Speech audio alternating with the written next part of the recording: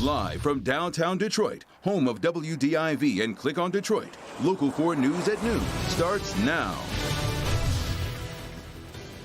Watching for rain and snow. Eyes to the skies from our meteorology team as Brandon is tracking a potential for a wintry mix to move through soon. Hank? And Rhonda, the toxic ooze investigation taking center stage here in Lansing, and we're asking the leaders the tough questions. A live report in just a few moments. Breaking news from Capitol Hill. Passionate words from House Speaker Nancy Pelosi as she prepares to officially hand off the articles of impeachment to the Senate. What is at stake here is the Constitution of the United States. This is what an impeachment is about.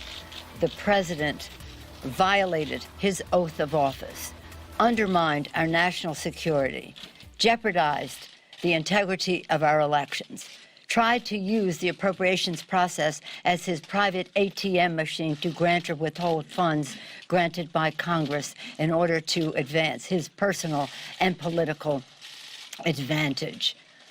That is what the senators should be looking into. Find out who Nancy Pelosi has named to prosecute the case against President Donald Trump now at noon.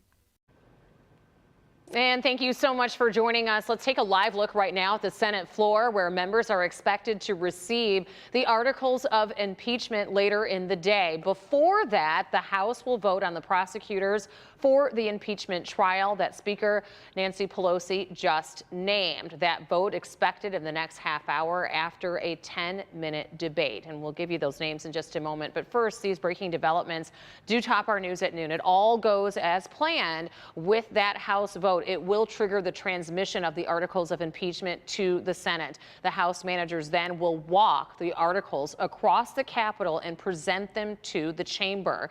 It has not yet been decided whether witnesses will be called to testify at that Senate trial, which is set to begin next week on Tuesday. This has been a point of contention between the House and also Senate leaders. Ms. McConnell has taken to saying that the Senate should only consider the closed record that comes from the House. And as if what the Senate is not a trial, but an appeal from a trial. But of course, the Senate, the framers had in mind a real trial with witnesses and evidence. And if McConnell makes this the first trial in history without witnesses, it will be exposed for what it is, and that is an effort to cover up for the president. I was very discouraged to see Mitch McConnell sign on to a resolution dismissing the case. That, to me, dismissal is cover-up. Now let's take a look at the 7 impeachment trial managers who will make the case against President Trump to the Senate. The managers are Adam Schiff of California, who will be the lead manager, Jerry Nadler of New York, Val Demings of Florida, Hakeem Jeffries of New York, Zoe Lofgren of California, Sylvia Garcia of Texas, and Jason Crow of Colorado.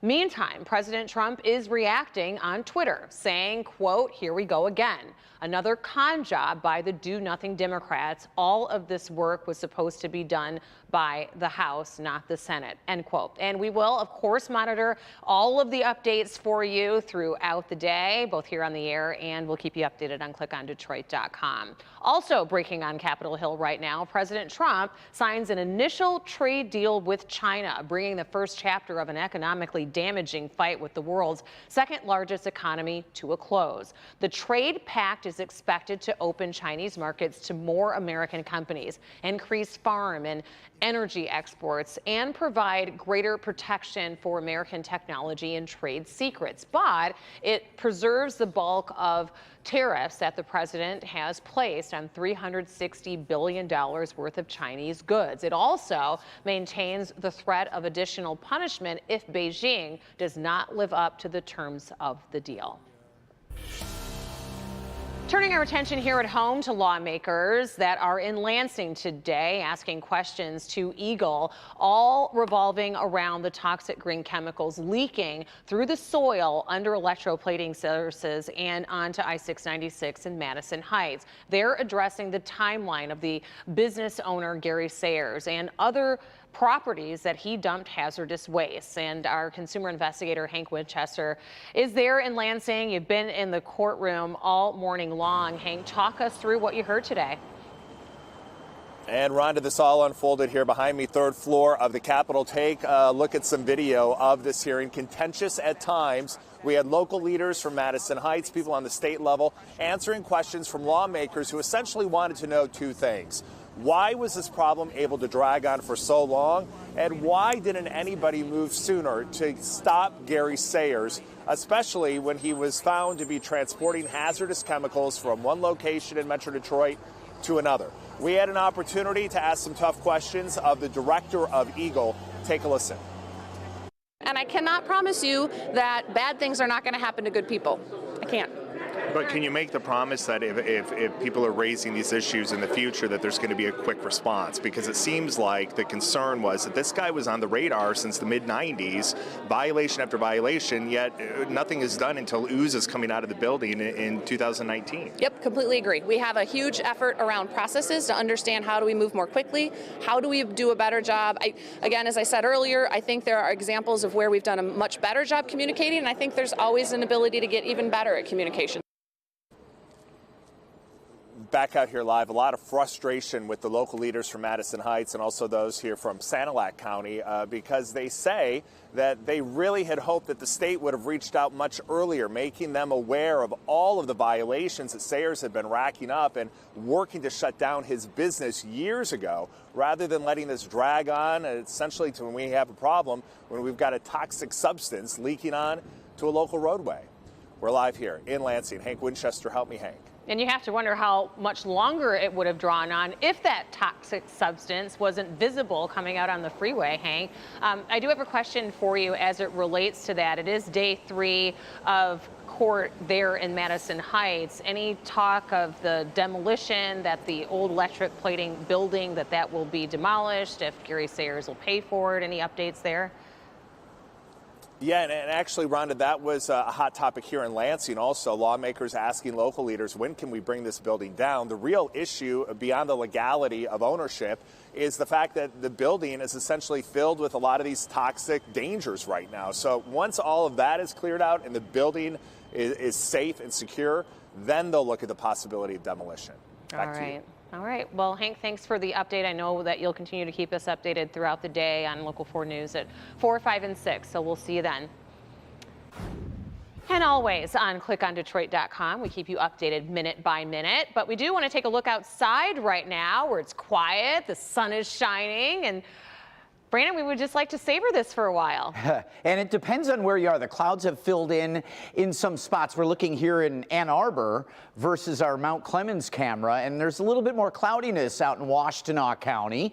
36 Adrian, 37 Pontiac and Ann Arbor, 39 at Metro Airport, where we have a little more sunshine, and some of our neighborhoods will hit that 40-degree mark as a response to a little more sunshine. But clouds are filling back in and bringing some scattered rain. Yeah, we have a little bit too much warmth to worry much about the frozen precip, but you can see that we are tracking those clouds from north, west, and south, all moving in. But the moisture is, at least for now, down south, and it will be slowly pushing in here. Between 3 p.m., Rhonda, and about 9 p.m., mostly just rain with some snow up in the thumb. We're looking at a bigger weekend storm. Stay tuned. Brandon, thank you. New at noon, man in the hospital after being shot multiple times at a home in Dearborn. It happened early this morning on Boston Street. This is near Telegraph and Michigan Avenue. The condition of that man is not known at this time. We are told that children were also at the home at the time of the shooting. Police are still looking for the person responsible for pulling the trigger.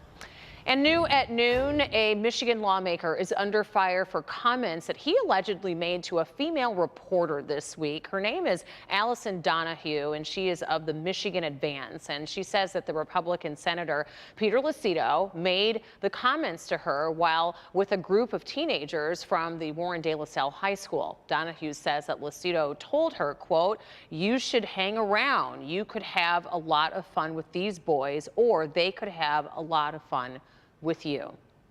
Well, Senator Lucido released a statement this morning saying, quote, "I apologize for the misunderstanding yesterday and for offending Allison Donahue." We have an orange barrel alert for drivers, and this is not until the weekend, so you're getting a little advance warning.